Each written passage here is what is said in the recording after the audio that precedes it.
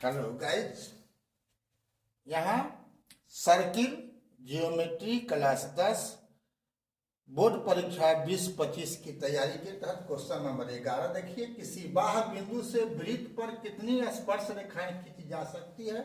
तो उत्तर होगा आपका 2। ये निश्चित है, नियम है, इसलिए याद रखना है। क्वेश्चन नंबर 12, 6 cm त्रिज्या वाले वृत्त पर खींची गई दो समांतर स्पर्श रेखाओं के बीच की दूरी होगी। 6 cm त्रिज्या है तो दो समांतर जब खींचिएगा तो हर हाल में वह व्यास हो जाएगा। अब व्यास हो जाएगा तो क्या होगा, 6 के जगह पर 6 दूनी 12 cm इसका आंसर होगा। ठीक है, याद रखना है। क्वेश्चन नंबर 13, एक बिंदु Q से एक वृत्त पर स्पर्श रेखा की लंबाई 24 cm तथा Q की केंद्र से दूरी 25 cm है, तो वृत्त की त्रिज्या क्या होगी? तो जो प्रश्न कर रहा है उसके आधार पर बनावट ये बनेगी, और त्रिज्या जो है स्पर्श रेखा के स्पर्श बिंदु पर लंब होता है तो ये समकोण त्रिभुज बन गया। समकोण त्रिभुज बन गया तो ये कर्ण हुआ, ये आपका लंब हुआ, ये आपका आधार हुआ। तो आर बराबर क्या होगा, ओपी बराबर √25² घटा 24² घटा क्या जाएगा 49 7 cm। इसका आंसर हो गया, यानी आंसर हो गया ए। अगला क्वेश्चन देखते हैं। क्वेश्चन नंबर 14 है, यदि एक बिंदु P से O केंद्र वाले किसी वृत्त पर PA और PB स्पर्श रेखाएं परस्पर 80 डिग्री के कोण पर झुकी हो तो कोण POA बराबर क्या होगा? यही सवाल है। ये दोनों रेखा जो स्पर्श रेखा है और उसका एक दूसरे पर 80 डिग्री के कोण पर झुका है, मतलब दोनों के बीच का कोण कितना है, 80 डिग्री है। तो ये 80 होगा तो ये पूरा कोण कितना होगा, 100 डिग्री होगा। क्यों कि कोण ए और कोण बी पर 90-90 का कोण बनता है जब ये स्पर्श रेखा है तो स्पर्श बिंदु पर। ठीक है, तो ये 90-90 हो गया तो ये हो गया, इसका योग 180 पूरेगा। ये 80 है तो ये 100 हो गया।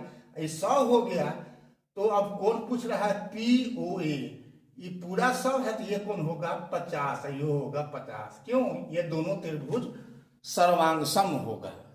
दोनों त्रिभुज सर्वांगसम होगा तो सर्वांगसम त्रिभुज में संगत कोण समान होता है, तो ये दोनों कोण भी हो जाएगा बराबर और ये दोनों कोण भी हो जाएगा बराबर। तो ये पूरा 100 है तो 50।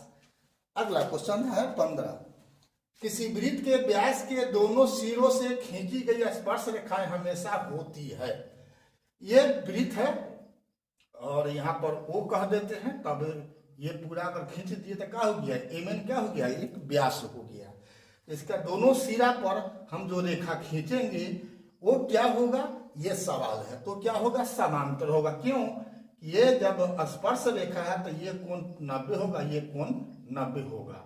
ठीक है, 90 होने का मतलब दोनों मिलकर 180 पूरेगा, तो अंतः कोण समपूरक हो गया। तो ये दोनों रेखा है और इसको पूरा रेखा जो दो त्रिज्या है तो व्यास हो गया, ये पूरा एक सरल रेखा है। ठीक है, तो ये क्या हो गया, समांतर होगा। अगला सवाल देखते हैं। सवाल नंबर 16 है, सभी वृत्त होते हैं, तो वृत्त चाहे छोटा हो चाहे बड़ा, सब समरूप होता है, याद रखिएगा। ठीक है, क्वेश्चन नंबर 17, किसी बाह्य बिंदु से P से दो स्पर्श रेखाएं PA और PB खींची गई है। यदि PA 5 cm है तो PB क्या होगा, वो भी 5 cm होगा। एक बिंदु से किसी वृत्त पर बाहर है वो बिंदु खींचिएगा तो दिए गए स्पर्श रेखा होता है, दोनों क्या होता है, समान होता है, तो 5 होगा।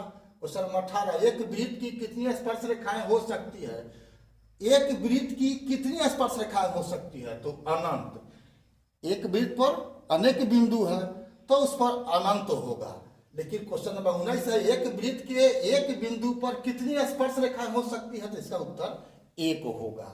क्वेश्चन नंबर 20 है, अंतः स्पर्श करने वाले दो वृत्तों को कितनी उभयनिष्ठ स्पर्श रेखाएं हो सकती है?